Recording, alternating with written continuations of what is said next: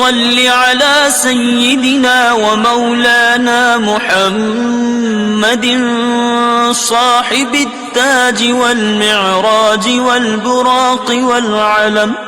دافع البلاء والوباء والقحط والمرض والألم، اسمه مكتوب مرفوع مشفوع منقوش في اللوح والقلم، سيد العرب والعجم، جسمه مقدس معطر مطهر منظر في البيت والحرم، شمس الضحى بدر الدجى صدر العلا نور الهدى كهف الورى مصباح الظلم، جميل الشيم شفيع الأمم صاحب الجود والكرم، والله عاصمه وجبريل خادمه والبراق مركبه والمعراج سفره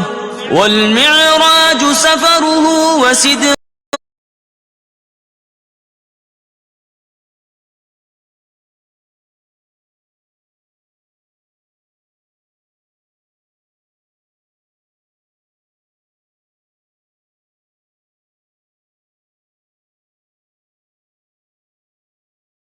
المنتهى مقامه، وقاب قوسين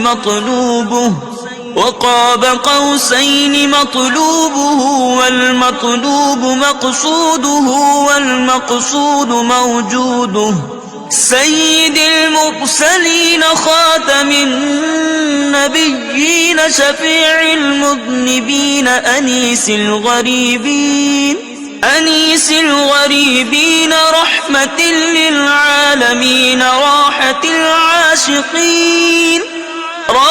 العاشقين مراد المشتاقين شمس العارفين سراج السالكين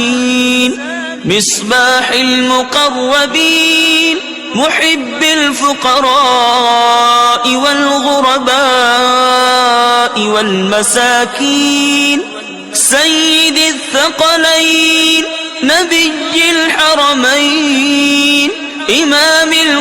القبلتين وسيلتنا في الدارين، صاحب قاب قوسين محبوب رب المشرقين ورب المغربين، جد الحسن والحسين مولانا ومولى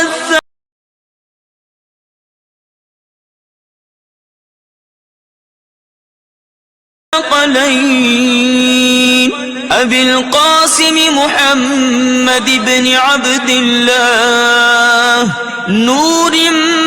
من نور الله، نور من نور الله، نور من نور الله، يا أيها المشتاقون بنور جماله صلوا عليه وآله وأصحابه وسلموا تسليما.